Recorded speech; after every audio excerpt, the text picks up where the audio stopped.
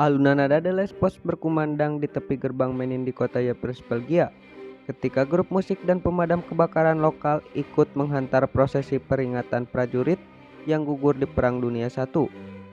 Seremoni itu diulangi setiap tahun pada jam 8 pagi sejak 1928. Dinding gerbang Menin dihiasi nama milik 54.000 serdadu yang tewas, termasuk diantaranya 412 prajurit asal India yang juga melibatkan tentara muslim seperti Bahadur Khan yang tewas pada Perang Ypres I pada Oktober 1914, atau Nur Alam yang dibunuh pada Perang Ypres II pada April 1915.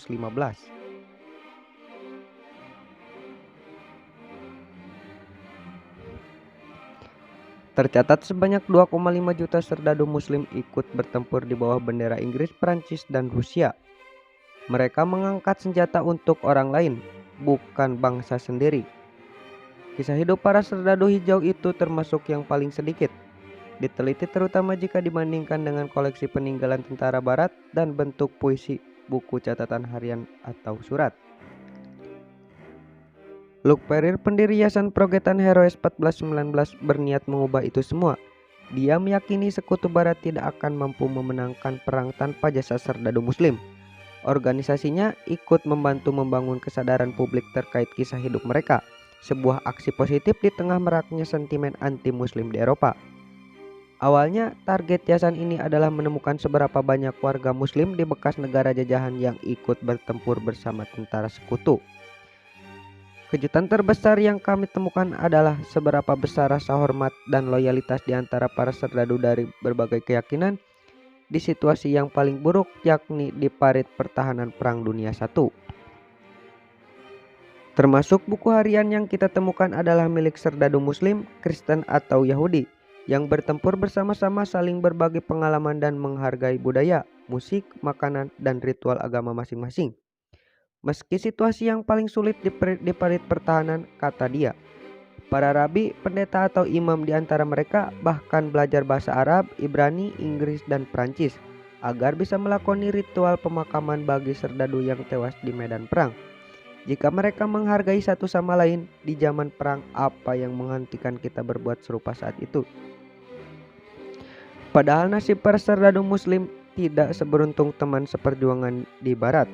Di India yang mencatat kematian 70.000 serdadu di Perang Dunia I, tentara yang pulang dimusuhi lantaran pergi bertempur demi pemerintah kolonial Inggris. Saat itu, seisi negara sedang mengawali jalanan panjang menuju kemerdekaan. Ketika pasukan Jerman menyeberang ke Prancis pada Agustus 1914, pemerintahan di Paris baru-baru memmobilisasi serdadu dari wilayah jajahan di Afrika Utara, yakni Aljazair, Maroko, dan Tunisia. Mereka tiba di Eropa dengan sambutan meriah karena dianggap sebagai pahlawan. Adapun tentara yang dimobilisasi Inggris dan wilayah jajahan di India terdiri atas beragam keyakinan. Serdadu muslim mewakili sepertiga dari seluruh tentara India yang dikerahkan Inggris untuk berperang. Para serdadu itu memperkuat pertahanan Inggris yang kian rapuh ketika menghadapi tentara Jerman di Selat Inggris pada 1914. Mereka adalah relawan atau tentara yang terlatih dan berpengalaman. Namun, seperti tentara barat, para serdadu muslim itu tidak siap menghadapi neraka berupa hujan bom, peluru, dan gas beracun di medan perang. Seperti lobak yang terbelah, seperti itu pula tubuh manusia yang terkoyok menjadi serpih oleh ledakan bom. Tulis seorang serdadu dari utara India. Merebut prajurit pertahanan sepanjang beberapa ratus yard terlihat serupa seperti kehancuran dunia. Saat itu, keberadaan tentara muslim diakomodir oleh militer dengan menyediakan makanan halal.